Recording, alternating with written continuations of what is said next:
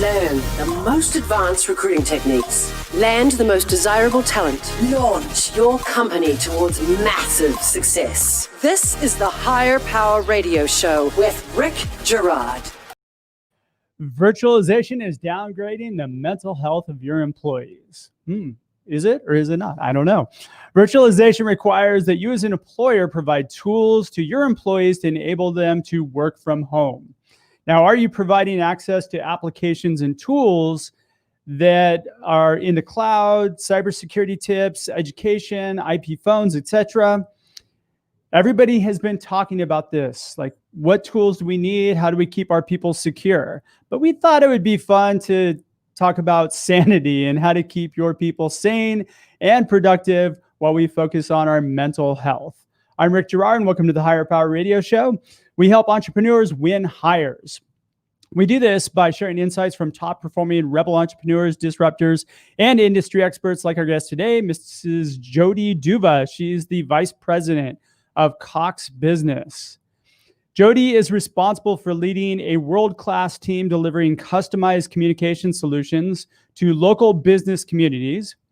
She oversees sales and service delivery across all sales channels and has been leading one of the organization's largest and fastest growing sales teams and consistently delivering double-digit growth. Nice work, Jodi. Jodi is very involved in the community and serves on the boards of Orange County Business Council and the Girl Scouts of Orange County. She plays an active role in both boards, chairing and co-chairing key committees. She also gives back through volunteerism. Fun fact, Jodi grew up in Boston, where she's an avid New England sports fan. Don't hold it against her. Even now. Which is what makes Jodi the perfect guest for today's topic. Jodi, welcome to the Higher Power Radio Show today. Thanks, Rick. Happy to be here. I'm happy to have you. All right. So we're going to discuss the importance of mental health of your people. I don't think enough people are really thinking about it, but you should be right now. And how to build a mental health-based culture to increase your productivity. Sound like a plan? Absolutely. All right. So let's talk about the challenges today. What are you seeing in your environment? You're running a pretty large scale organization where mental health, people working from home, we have to dealing with the children and I mean, trying to get work done at the same time as eating lunch and watching Oprah. So actually, is Oprah on anymore? I don't know. So what are you seeing as some of the challenges that have come out of keeping your people sane while you're virtualizing your workforce? Absolutely. I think, as you mentioned, tech is important, obviously. But with more employees working remotely, they're putting in longer hours, right?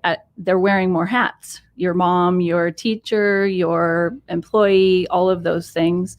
And people have a larger potential for what I'll call technology fatigue, right? They're sitting at their computer. They're working whenever they can. So in a lot of cases, that means they're working later. They're not taking the appropriate breaks. And I would say that looking after their physical and mental well-being is more important than ever. I think that, the Cox brand is based on life gets better when we have moments of real human connection. And so the focus for my team and I are really trying to help our people stay connected and find those moments of human connection. And I think it's more important than ever.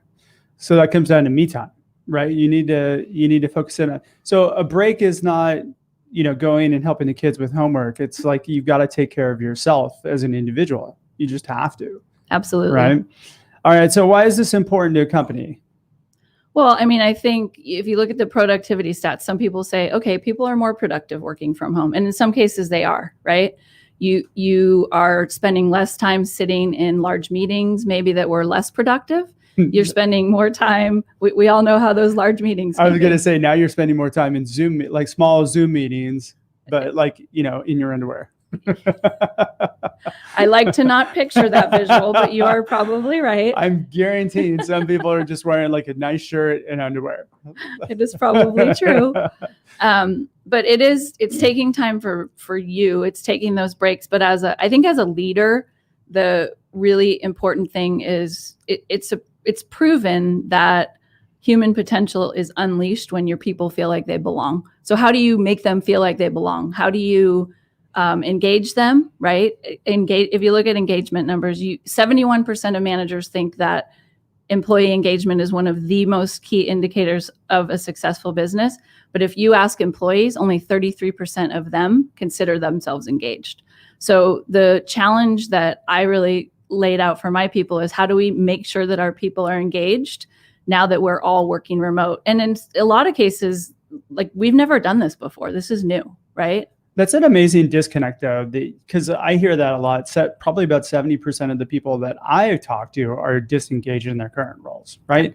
So why do managers understand that it's that important? So why are we failing at it so much? I don't know. I'm totally sidetracking on this. And I think those numbers are pre-COVID, right? So if we think that employee engagement was a problem pre-COVID, it's probably even worse now. And so it's so important that you find fun ways to pull your people in and keep them connected.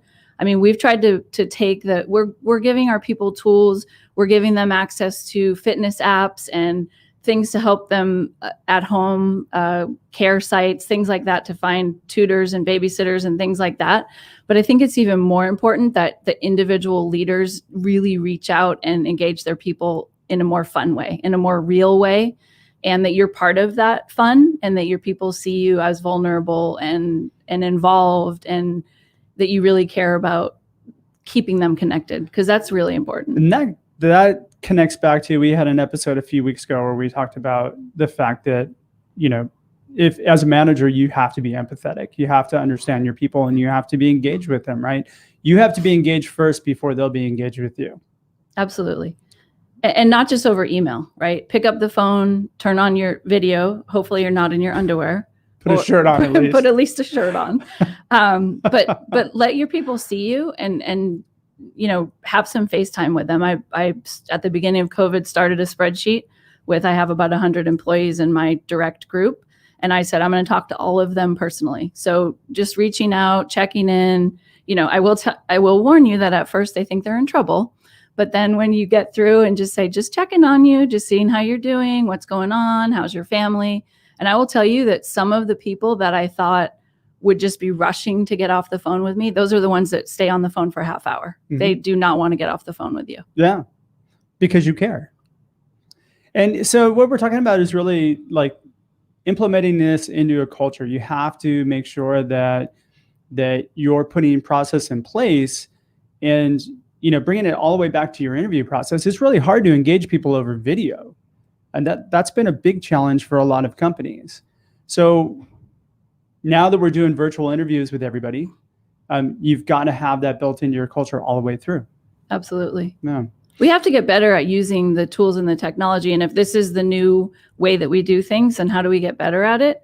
But at the same time, how do we make it fun, right? How do we go outside the box and come up with fun ways to engage your people? And I mean, we've done some fun things like selfie contests and pet yappy hours, where we do a Zoom happy hour, but you bring your pet, and it can get noisy.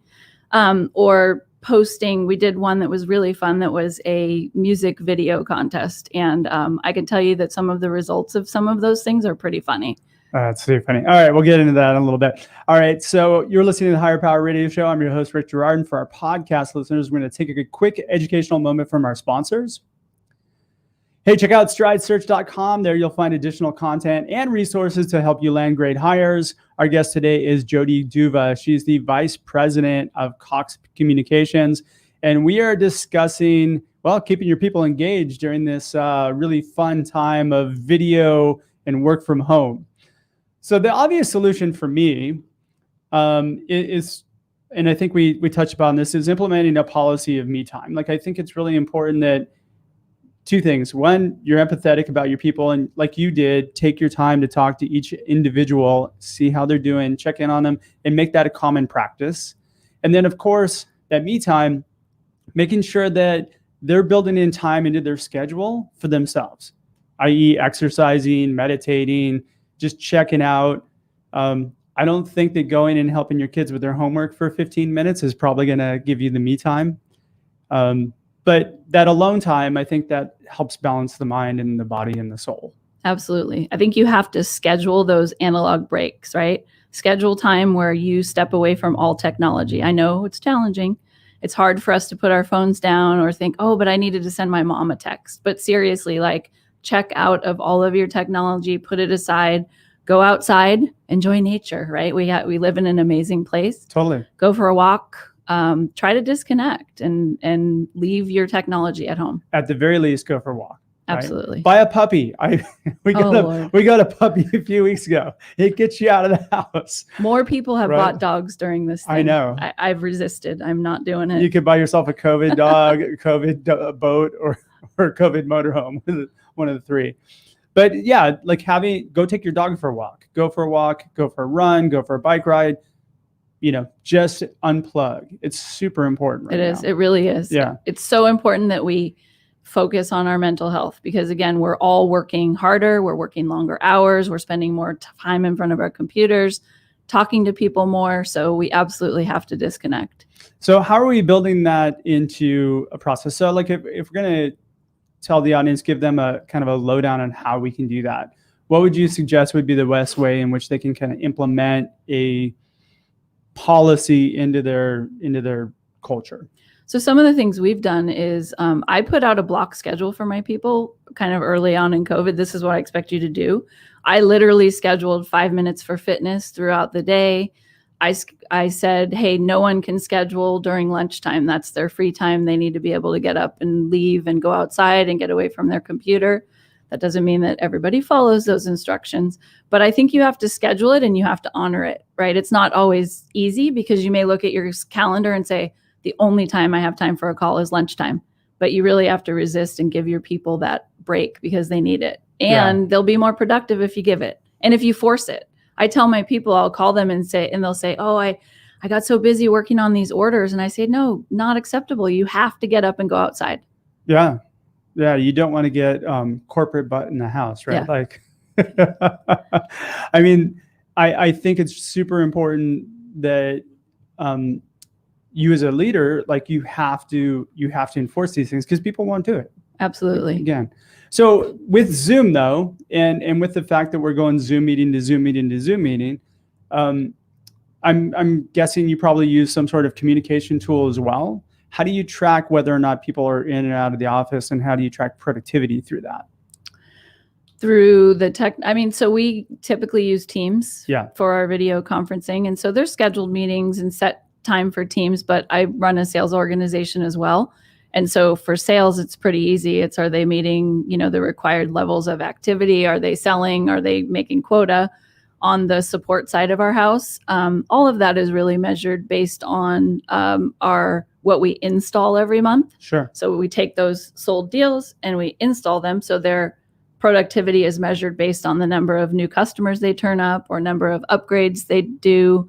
And all of that involves talking to customers and things like that. So we're not measuring per se how often they're using Teams or whether they're making a voice call or a Teams call. We're measuring their productivity based on the output of what they're doing. But what about measuring, like you're tracking their being offline, right? Or checking out? I mean, it's really easy for them to set up a flag just saying, hey, I'm out. Or if you've got teams set up, like you have a sales team, right? I'm guessing, hey, I'm out for the next 30 minutes. Are you tracking that sort of thing? Not really. I think, again, we're asking our people to focus on that and we're really challenging them to do it. And from a leadership perspective, I think every leader has to own it, but we are not measuring it based on, Big Brother looking at their minutes on the Teams versus walking away. I know that it's important and we have to make sure our people are doing it. Okay. So we can get them to flag it when they're out or schedule it into their calendar that this time I'm going to be taking a Rick meeting or, Joe meeting or whoever. Right. How do you know whether or not somebody's taking that time or taking too much time? I think again, that comes down, and what is too much time, right? I think one of the things right now is that we need to be flexible because like you said earlier, we do have to help our kids with schoolwork. We do have to, in some cases, get our kids off to school, depending on where you live and whether your kids are going in person. So I think it's important that we are flexible, right? So one employee may work super early in the morning and then they may be gone for an hour or so getting their kids ready for school. and then they come back. So I think, again, it's about, are they getting the work done?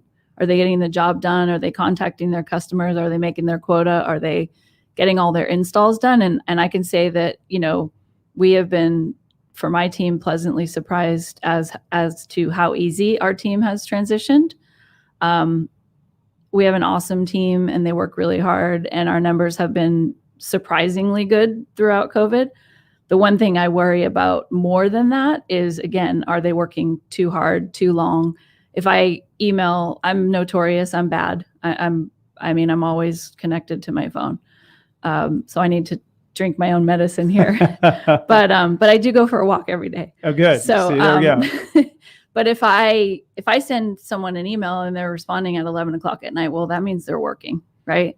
So I think, again, this COVID environment has shown us that you can be flexible and offer employees the flexibility they need, which is important.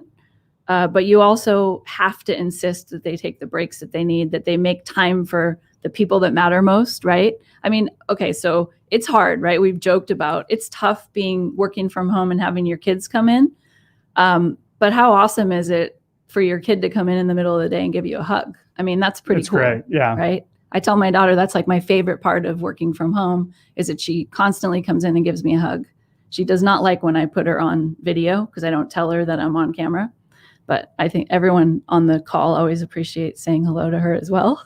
That's cool. So, I mean, you got to balance it. And then there's the, minimizing the distractions and making sure that you're focused and that you can do your job. But it's important that we're flexible as well. Yeah, in a way, this work from home thing has been kind of a gift, if you think about it, because we have been able to see our families more. And you know what I find too, that from after I put my daughter down to sleep from like 9 to 11, that's when I'm, she goes to bed, and those are my most productive times. And so I think a lot of people are doing that. Yeah, I think they are. And that's okay, because you have to get your work done. But again, you have to take those breaks. You have to have that me time, and you have to figure out how to creatively yell at your family to be quiet while you're on a Zoom call, or, there's the question of, are you practicing your ventriloquist skills that while you're smiling on camera, you're saying, get out of here, everyone's on a call right now, or whether you're like covering your mouth and looking really engaged and then you're yelling at them under your breath. I mean, all of these things, we have to be flexible. That's another episode. tips and tools on how to yell at your kids while you're on a Zoom call, right? Yes. All right. So so you shared with us some pretty creative ideas. What would you say has been the most effective piece that you could put into your company that that keeps people kind of thinking about this, keeps them engaged? I think, again, I would say the FaceTime and the fun things, right? So getting that time, whether it's one-on-one and, scheduling time with people, picking up the phone and calling them and letting them see you, because we're used to being in the office and we're used to walking around and seeing our colleagues. And I will tell you that that's probably been the number one hardest thing for my people is, they genuinely miss each other, right? So you really want to spend that FaceTime. But I would also say the fun. Doing the simple little happy hours, not too early in the day. You want to wait till, 4 or 5. Wait, 11 a.m. happy hours too early? Probably not a good idea. Okay, wait until afternoon. 12:20 is a better time, right? Later in the day. But seriously, I think, we've scheduled some, 4 o'clock on a Friday or something like that, where we all come together and everybody gets on the screen, and some people are in their backyard and, getting in that outside, and you schedule it for like 15, 20 minutes, but some people stay there for an hour because they miss people and they want to have that FaceTime and that engagement. Well, we're tribal, right? We need to be around our tribe. Yes. I have found that even before COVID, we've had clients that have been fully remote companies, and we have been really highly successful with the virtual happy hour. And a couple of them do it every week, and it's just kind of an open thing, and everybody shows up, and it's just a good time where people bond and BS and have a good time. And it what we found works too is like you bring out like a theme to it, like two lies and a truth, right? And people have to figure out like what are the lies and what are the truths. Right? Yeah. So it's kind of a fun thing. And everybody bonds, and I think that replaces the water cooler somehow. I think so. You can do it with in your jammies. Clothed from the waist up, at least. Exactly. All right. Well, we're getting pretty close on time. What would be 2 or 3 key takeaways that you can give the audience so they can plug into their business today? So I would say, again, I would lump the first one together is schedule analog time with no technology and get outside, right? Take a break. Yep. I would say the other thing would be to make sure that you share and celebrate successes. Make sure that you recognize accomplishments, because that's another thing that's really missing during this time is recognizing your people for doing great work. And have fun with the failures too. When you fail with something, you can make a game out of it. At least you're communicating. I think communication is the key thing right now. I guess we're assuming a lot of things where like maybe we should be over communicating. Absolutely. Yeah. And, finally, I'd say just make time for your favorite people, whether that means your coworkers, whether that means your family, but make time for people and make sure you disconnect and take a break. It's so important. And as a leader, you need to join in on the fun, be vulnerable, let your people see that you're human and that, you may be struggling with this as well, but that you need to make sure that you're engaged and having a good time and taking breaks as well. They got to know you're on the same boat. Absolutely. All right. Well, we're just about out of time for today's show. Jodi, thanks so much for your time investment today. And I want to welcome you to the Higher Power Radio community. Now, what would be the best way in which members of our community can reach you, find out more about you? I don't know if you guys are hiring or not, but I'll give you a few minutes for whatever plug you want to throw in there. Absolutely. You can find me on LinkedIn. You can also email me at jodi.duva, D-U-V-A @cox.com, not .net. Everyone makes that mistake. I won't get it if you put .net. It's .net is like the addresses they give you, right? Mm-hmm. Okay, perfect. Yeah. So jodi.duva@cox.com. Also, you can find me on LinkedIn. We are always looking for great salespeople.